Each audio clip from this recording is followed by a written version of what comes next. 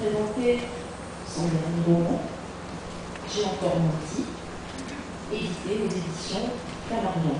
Alors je suis très heureuse de partager ce moment avec vous et je vous propose donc d'avoir une petite histoire ensemble pendant 50 minutes. Allez, top chrono, on va pas perdre de temps. Voilà.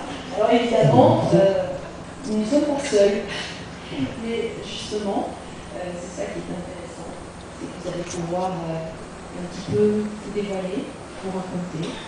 Et dans ce dernier livre, alors on connaît Gilles Garnier, je résume très très brièvement, auteur, scénariste, producteur, réalisateur, donc plusieurs vies en une seule vie, ou presque, beaucoup de choses, beaucoup de cordes à votre arc, on va dire.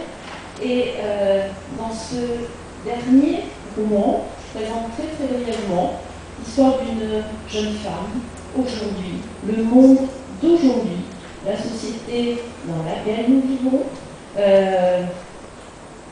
Cette jeune femme s'appelle Laura et il va se passer évidemment beaucoup de choses. Alors moi, la première question que j'ai envie de poser, c'est le titre.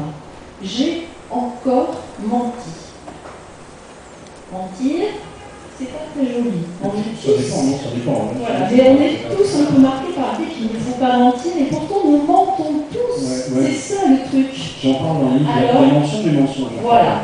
Parlez-nous du mensonge. Alors, j'aime beaucoup le titre parce que ça me permet de répondre facilement à plein de questions. Hein. C'est quand même, une fois qu'on a admis qu'on a menti, tout est permis. Donc, on le fait tous, on ne le fait pas tous pour les mêmes raisons. Il y a le mensonge pour protéger, pour préparer des surprises, pour adoucir, pour éviter des chocs, pour amortir, et puis il y a le mensonge pour polluer, voilà, une espèce de mensonge négatif qui, lui, effectivement, est orienté contre quelqu'un ou contre quelque chose. Pour moi, c'est pas la même chose. Le mensonge, c'est pas quelque chose d'a priori négatif. C'est quelque chose qui, comme tout, qui, suivant la façon dont il est utilisé, peut avoir un aspect positif ou un aspect négatif. C'est super sérieux comme réponse. Je sais ce que vous attendez tous, moi aussi. À un moment, on va échanger ensemble et on va pas rentrer dans une analyse très... Je préfère croire au Père Noël que lire ses analyses de sang. Et on a pu comprendre aussi dans ce que vous disiez. J'y crois. Dans ce que vous disiez que vous n'aimez pas le tout blanc et le tout noir. Non, mais c'est pas la vie, c'est pas la vie. J'aime la vie et c'est pas la vie. Alors justement, la vie aujourd'hui, la société. Un potentiel énorme, une liberté énorme, des outils qui nous entravent un petit peu quand même, des blocages, la nature humaine qui est toujours là, fidèle à elle-même, progressiste, je trouve. Je suis absolument effaré. Les cyniques et les crétins nous voient comme des positifs un peu débiles, mais ce sont des cyniques et des crétins. Pardon. Quand on voit ce que les gens sont capables de faire au-delà de ce qu'on dit d'eux et de pratiquer réellement dans leur vie au-delà de ce qu'on montre d'eux, souvent pour des raisons mercantiles, moi je suis rassuré, ça va, je suis bien avec les humains. Alors après, il y a des choses, je ne sais plus avec qui j'en parlais ce matin, mais on a des nouveaux jouets sans arrêt, la technologie nous permet des choses, la communication, vraiment la technologie aussi, les déplacements, la façon de se nourrir, etc. On est un peu comme des enfants face à des nouveaux jouets, il faut apprendre à les maîtriser, à les dominer et puis prendre le dessus pour les remettre les vraies choses à leur place qui nous ressemblent vraiment. C'est compliqué comme réponse. Non, c'est parfaitement clair. Parfaitement clair, ne vous inquiétez pas. Et alors, peut-être, parlez-nous un petit peu quand même de cette héroïne que vous placez dans ce dernier livre.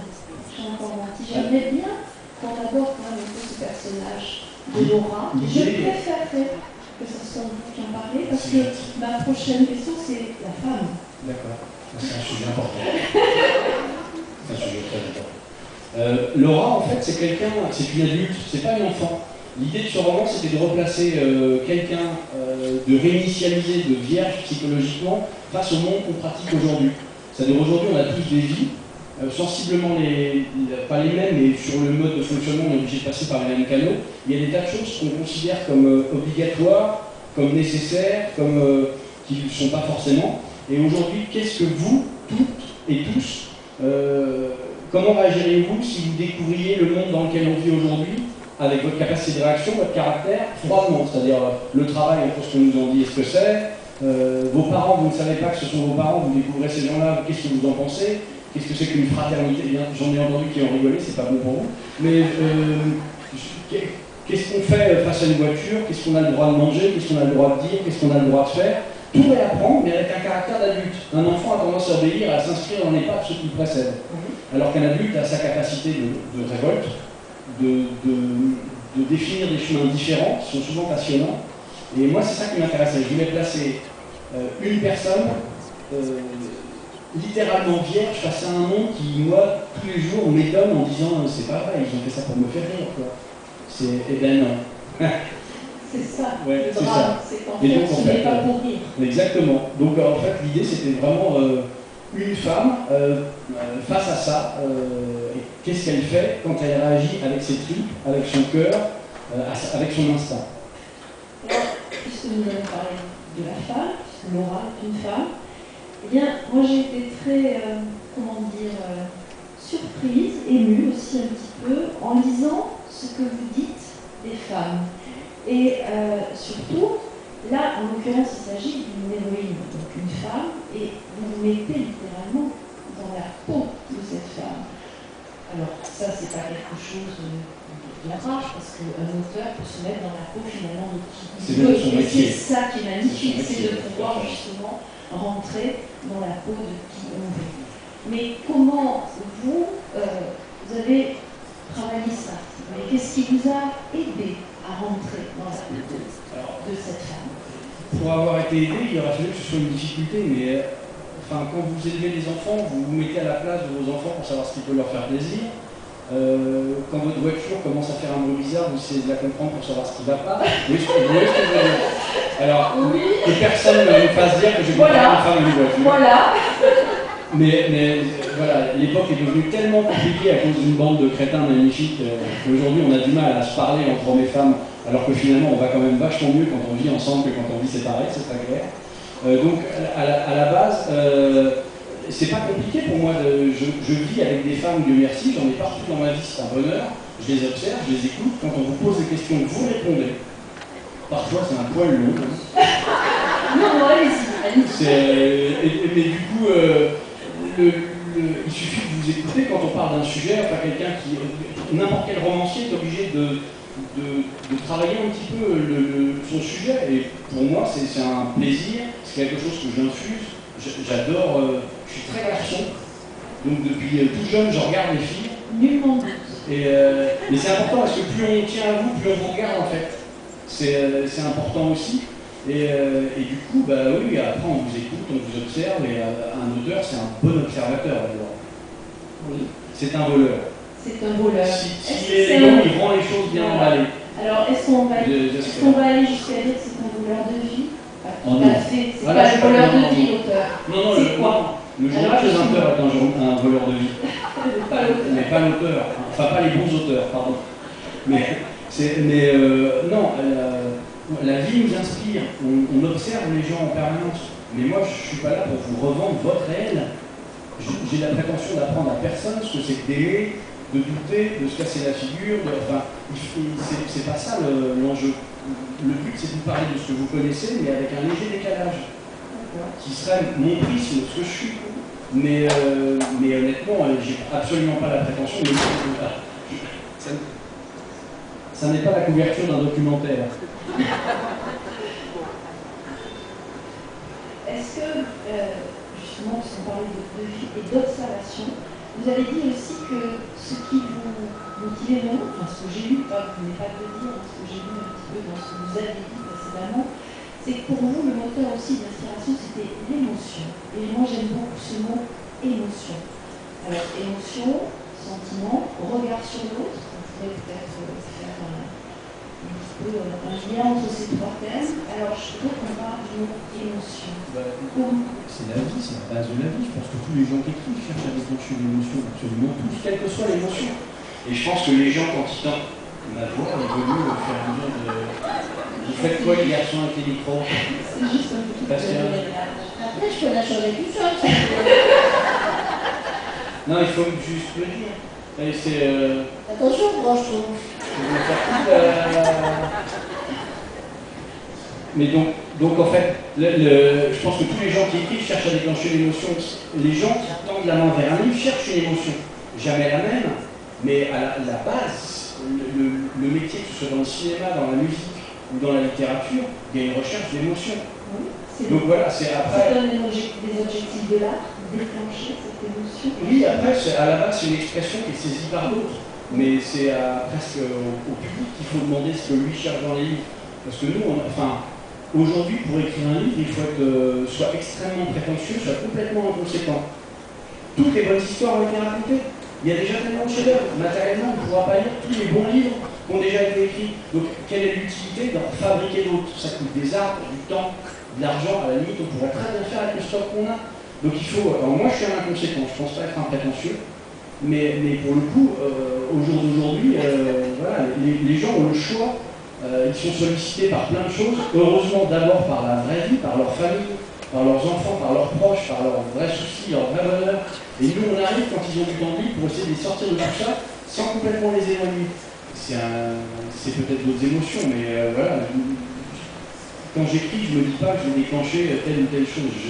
J'aimais quelque chose, et mais c'est un peu comme ce qu'on envoie vers les étoiles en essayant de contacter des extraterrestres. Après, c'est les gens qui captent, qui le reçoivent, qui arrivent à le décrypter, et chez qui ça trouve un écho. Elle est là, cette magie-là.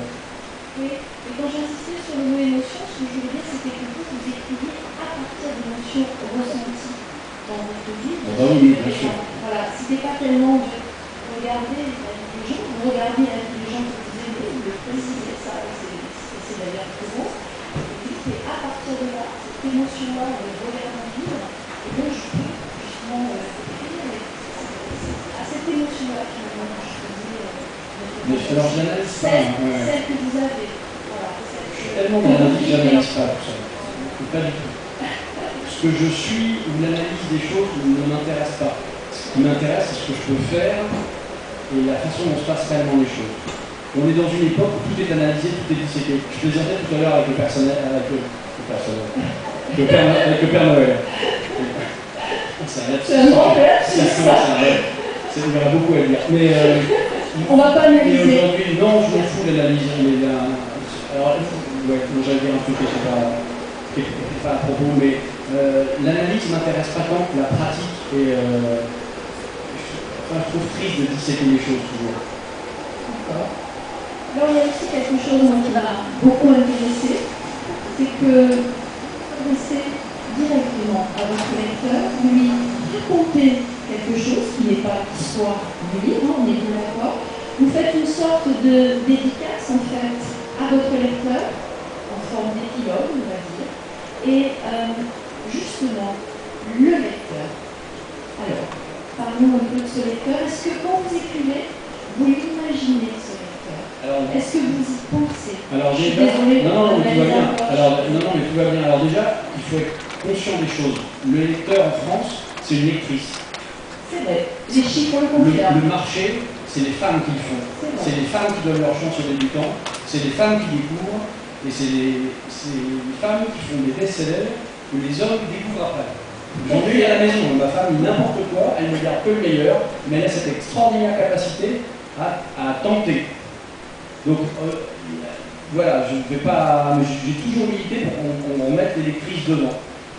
Et après, le lecteur, la première réponse va peut-être choquer, mais je m'en fous. C'est eux qui me font vivre et j'existe pour eux. Mais je ne suis pas en train de penser en permanence à ce qui va leur plaire ou pas leur plaire. C'est pas du tout ce rapport-là. Ce sont les individus. Et du coup, mon seul contrat vis-à-vis d'eux, c'est une sincérité. Et après, ils sont libres. Ils me choisissent ou ils ne me choisissent pas. Ils m'adoptent ou ils ne m'adoptent pas. L'essentiel, c'est que dans les milliers de livres disponibles pour eux, et ce magnifique salon en est un exemple, ils trouvent l'émotion qui leur correspond. Et à partir de là, on est à leur disposition, mais on est dans des métiers d'offres, et on est dans des vies de passion. Donc, je ne pense jamais au lecteur quand j'écris. Jamais.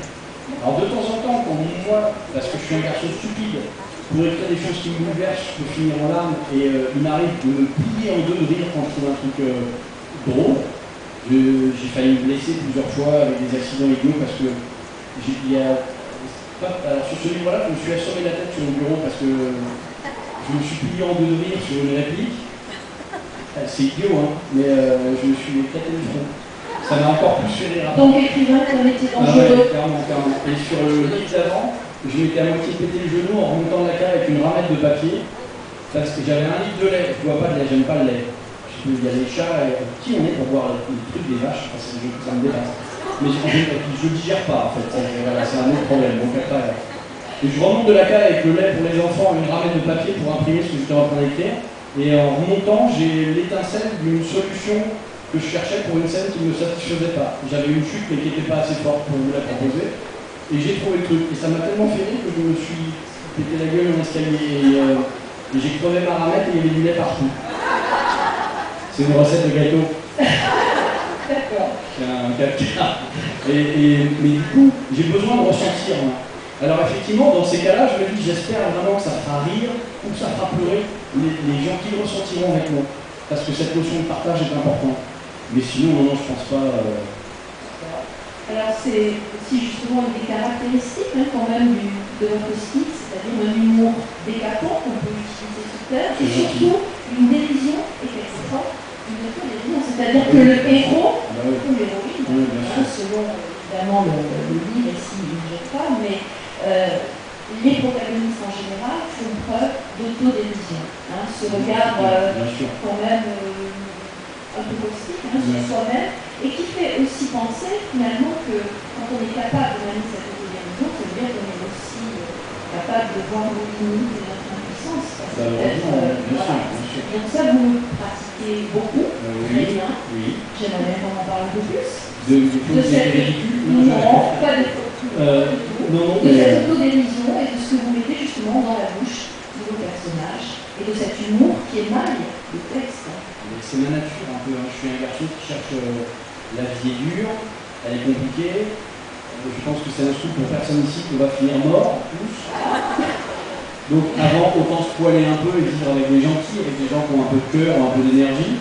Donc voilà, ça c'est mon choix. Et après, j'essaie de le pratiquer au quotidien, mais c'est vraiment ma nature. Mes livres sont ma nature, c'est pas ma vie. Je n'instrumentalise ni mes douleurs, ni mes doutes, je ne me soigne pas auprès du lecteur, c'est un truc que je trouve j'aime pas des masses. Mais pour le coup, bien sûr, je suis ce que j'écris. Donc voilà, après, je ne sais pas ce que je suis, c'est aux gens de le dire, mais ça n'a même pas tellement d'importance. Je suis toujours heureux de voir les gens venir. Moi qui avais toujours la trouille à l'école d'être seul, quand je vois cette salle pleine, je peux en pleurer. Tout de suite. Donc on est bien dans l'émotion. Et on est dans la vie, oui, bien sûr, ça en fait partie, bien sûr. Alors vous avez évoqué finalement un petit peu l'enfance. Moi j'ai envie aussi de vous poser une question. Quand vous étiez enfant, est-ce que vous lisiez? Non.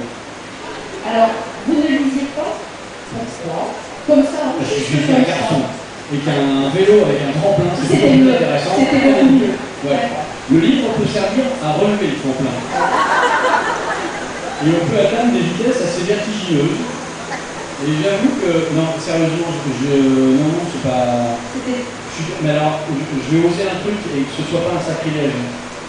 Je lis pas plus maintenant. Mais c'était très bien, parce que vous anticipez une question. Les gens qui lisent des livres, ils veulent se distraire.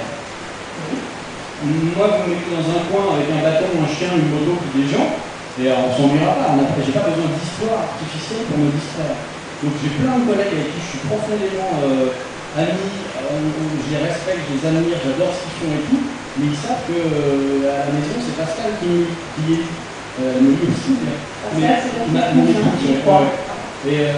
pour le coup, moi je lis énormément des documents, des données, j'apprends, j'ai besoin d'apprendre toujours. Mais les fictions, j'y suis moins. Alors de temps en temps, ma règle avec Pascal, elle lit énormément, et je lui dis si tu trouves le bouquin extraordinaire, tu me le gardes et je le lirai pendant les vacances. Donc j'en lis 2 par an, et elle a raison, mais parce que j'ai le luxe de pouvoir avoir quelqu'un qui m'enlève tous les superlatifs, les carambouilles qu'on fait pour berner le lecteur et me fourguer des daubes. Pardon. Ça s'est entendu ce que j'ai dit? J'ai un de mes éditeurs qui lève la main qui me fait attention, on va encore te fouetter. Mais j'ai des chaussures pour courir. Toujours. Pardon, Roger. Non, vous en prie. Est-ce que vous aviez fini ou... Oui, tout à fait, tout à fait. Alors, il leur restera du temps pour poser des questions. Parce qu'en général, ils ont des questions. on va rester un Et temps. puis, cash. D'accord. Je peux continuer. Ah, mais bien sûr, non, bien sûr. Merci beaucoup. Et après, je vous promets que je vous laisse la parole. Je suis prête à partager. Non, mais continuez, bien sûr. Je demande vous. Merci beaucoup. Alors justement, je recherche ce que je voulais également vous demander. On a abordé la femme, on a abordé la lecture, le livre, l'émotion. Et j'ai évoqué dans votre biographie justement ce lien cinéma, littérature. Vous avez aussi écrit pour la jeunesse. Vous avez écrit un polar, même vous avez obtenu un prix, avec un très beau titre aussi. Moi j'aime beaucoup les titres que je vais regarder en L'exil des anges. C'est un vrai voyage, le titre. Et je voulais savoir si, quand vous écriviez, là aujourd'hui, il y avait, en même temps, vous écriviez la possibilité d'un film. C'est-à-dire, est-ce que vous les voyez, vos personnages, éventuellement être transposés ou pas? Est-ce que vous faites comment la différence? Non, je les ressens. C'est pas la même chose. L'écriture dans un livre et l'écriture en cinéma, c'est pas du tout la même chose. Déjà, un scénario n'a pas pour finalité d'être vu par le spectateur. C'est un outil, c'est un plan, c'est une partition qui va jouer ensemble. Donc l'époque qui veut qu'on aille proposer tout, c'est qu'aujourd'hui le public sait qu'on a des scénarios, mais en fait le public ne devrait pas le savoir, parce que ça n'a pas d'intérêt. Donc c'est pas la même écriture. Quand vous écrivez pour un film, le cinéma c'est l'incarnation, c'est l'image, c'est le burlesque, c'est la musique, c'est la physicalité, c'est l'expérience collective de la prise d'émotion. La littérature c'est l'intériorité, c'est vous me lisez à votre vitesse, où vous voulez, comment vous voulez, sans être coupé par la pub. Très important. En même temps, si ça peut donner des idées, quelle horreur. Mais voilà, et puis, même si mes livres se vendent pas mal, même si j'ai plusieurs lecteurs, à chaque fois c'est un match de 1 à 1. C'est-à-dire que je suis seul, l'auteur est seul avec la personne qui lit. Il y a un rapport d'exclusivité qui, moi, me correspond complètement parce que j'essaie de parler à des choses extrêmement intimes, de façon extrêmement personnelle. Donc, le deal que je fasse avec les lectrices et les lecteurs, c'est moi, je vous dis ma vérité, c'est sans vouloir être. Il n'est pas question de donner des leçons ou des choses comme ça, mais je vous dis ma réalité et peut-être que vous y adhérez et on a cet échange. Et ça se prolonge après dans les rencontres quand on se voit, parce que quand je vois arriver vers moi des gens qui m'ont lu, que je ne connais pas toujours, en fait, on passe le rôle d'observation. Il n'y a pas cette espèce de... le moment, ils viennent avec des choses extrêmement fortes qu'ils ont vécues de leur vie, qui ne relèvent pas forcément des livres et tout. Et moi, cette vitesse-là de communication me va. Le temps est un espace limité qui s'arrêtera pour nous. Et je parle vite, je vis vite. Pas parce que je suis un instable, mais parce que je suis sans arrêt conscient de la prototype pour vous. Là, on a 50 minutes, je ne sais pas combien de temps on a pris, mais j'ai toujours cette peur de manquer de temps. Parce que je suis certain qu'on pourrait passer la moitié de l'après-midi ensemble, la moitié de voilà, et aller dehors sous la pluie, et, enfin, surtout certains. Mais voilà, pour moi, c'est vraiment une notion que donc l'écriture du livre et l'écriture du film n'est pas du tout la même chose. Oui, mais ça, je l'avais beaucoup, mais l'idée qu'en écrivant, on peut ensuite imaginer ce que c'est pas le même canal. Pour vous, ça ne passe pas du tout dans le pas du tout. J'incarne pas mes personnages, je les ressens. Vous avez remarqué un truc, c'est un truc dont j'ai jamais parlé, mais quand vous rêvez les gens que vous connaissez, vous ne voyez jamais leur visage. Et en général, alors il y a même des gens qui sont superstitieux avec ça, mais en général, quand on commence à voir clairement le visage de quelqu'un qu'on connaît et dont on rêve, on peut avoir peur, il y a des gens qui disent qu'il va mourir rapidement, il y a des tas de trucs là-dessus. Mais quand vous rêvez les gens, vous avez un espèce de sentiment de présence. Ça ne peut être que, vous ne vous trompez pas, vous les identifiez parfaitement, mais vous ne les voyez pas physiquement. Vous les ressentez. Ben, j'ai le même rapport à mes personnages. Pour moi, c'est pas important d'avoir une espèce de liste détaillée, une nomenclature des gens pour commencer à les envisager. Alors, prochaine question. Parce que vous venez de dire, comment arrive le personnage d'une histoire? Comment arrive l'histoire? Comment un petit peu, assez rapidement, bien sûr, ce que je demande est un peu difficile parce que ça va vite, mais justement, le temps nous est compté, mais comment arrive l'idée, qu'est-ce qui va faire qu'il va y avoir dans notre vie? Alors, c'est pas une bonne question, parce que quand moi, un livre chez moi, il est toujours d'un sentiment.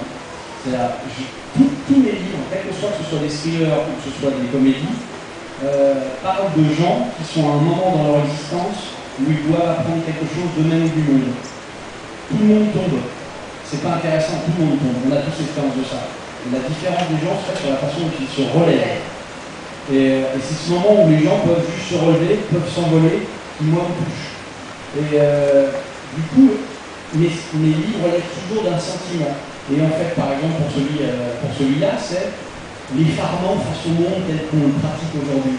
C'est-à-dire quand on voit le potentiel qu'on a, quand on voit la vie qu'on a, ce qui est possible et ce qu'on en fait, on se dit à quel moment ça a foiré.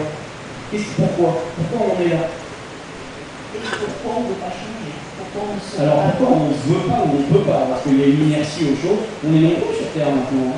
C'est pas évident d'avancer ensemble. Parce que les bonnes idées, on en a tous, après les mettre en pratique, ça sous-entend convaincre les autres. C'est notre paire de manches. Il y avait aussi quelque chose qui me paraissait très intéressant dans ce que vous avez évoqué et que j'ai aussi retrouvé dans le livre.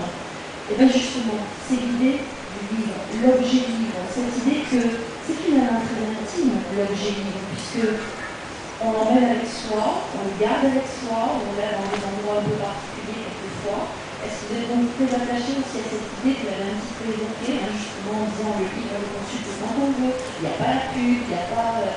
Alors comment vous voyez cet objet livre et cet objet livre aujourd'hui, justement, on est quand même dans une forme du livre? Alors c'est quand même un discours militant qu'on est obligé d'avoir sur ce genre de choses que moi je refuse d'avoir. Le livre est un outil magnifique. C'est la preuve de ce que le génie humain peut donner quand il en a l'occasion. Le livre n'est pas né en tant que tel. Il est né parce qu'on avait des choses à dire et à transmettre.